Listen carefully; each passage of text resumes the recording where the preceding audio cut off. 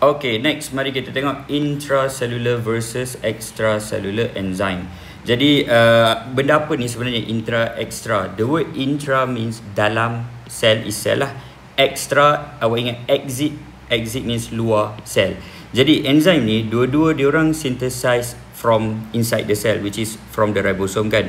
Tapi tempat diorang catalyze the reaction, macam extracellular enzyme, diorang catalyze the reaction that occurs outside of the cell. Contoh macam ni. So let's say awak baru lepas makan ayam, so chicken ada dekat dalam perut kan.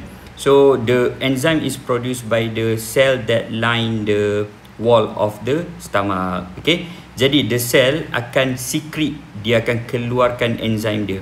So secretion of the enzyme into the stomach punya cavity ni. Jadi inilah kita kata extracellular. The reaction takes place outside of the cell. Intracellular, straightforward lah, the reaction occurs in the cell. Jadi kalau compare, macam biasalah, you mesti cerita similarities dan juga differences. So similarities, both are proteins, both are synthesized in the cells.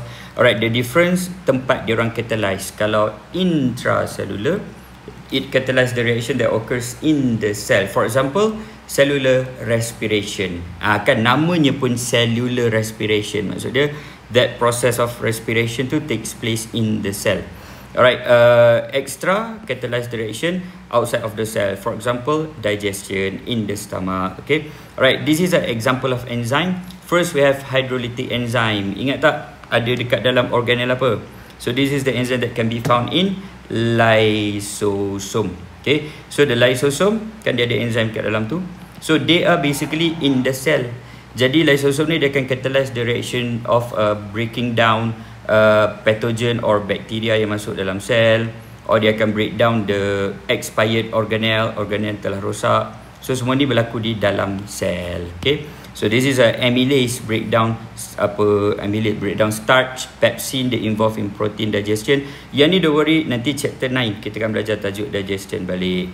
Done. That's all for intra versus extracellular enzyme.